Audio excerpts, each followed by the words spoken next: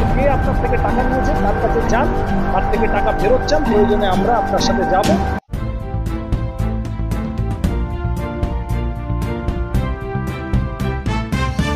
সোমবার কলকাতা হাইকোর্টের 2016 সালের শিক্ষক নিয়োগের প্যানেল বাতিলের রায় দিয়েছে। শিক্ষক নিয়োগ নিয়ে দুর্নীতির বিরুদ্ধে মহামান্য হাইকোর্টের রায়কে হাতিয়ার করে মঙ্গলবার সকাল থেকে নির্বাচনী প্রচারে নামলেন ছাত্র নেতা যাদবপুর লোকসভা কেন্দ্রের বাম প্রার্থী সৃজন ভট্টাচার্য।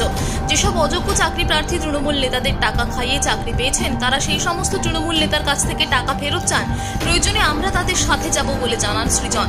এদিন প্রচারে বেরিয়ে যোগ্যদের অবিলম্বে চাকরির দাবি জানান তিনি।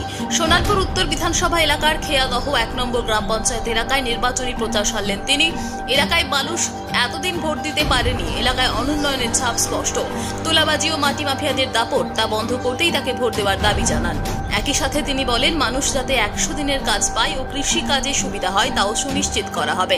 শেষে তিনি বলেন, যোগ্য চাকরি প্রার্থীরা অযোগ্য প্রার্থীদের তৃণমূলের নেতাদের কাছ থেকে টাকা ফেরত চায়। মানুষ এতদিন ভোট দিতে পারে, রাস্তাঘাটের অবস্থা আপনারা দেখছেন, এবং সব মিলিয়ে অনুন্নয়নের ছাপ, তোলাবাজির ছাপ, চুরি ডাকাতির ছাপ স্পষ্ট।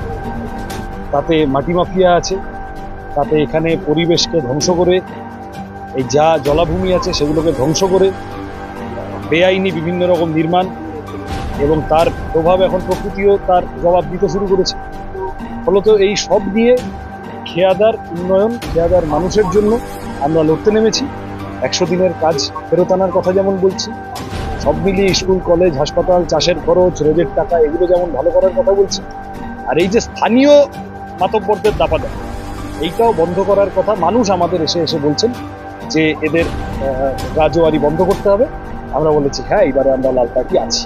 যারা যোগ্য চাকরি প্রার্থী আমরা তাদের সাথে আছি, আর যারা অযোগ্য, যাদের চাকরি পাওয়ার কথা ছিল না কিন্তু তৃণমূলকে টাকা দিয়ে চাকরি জুটিয়েছিলেন, তাদেরকে বলছি এখন তৃণমূলের কে আপনার থেকে টাকা নিয়েছে তার কাছে যান, তার থেকে টাকা ফেরত চান, প্রয়োজনে আমরা আপনার সাথে যাব।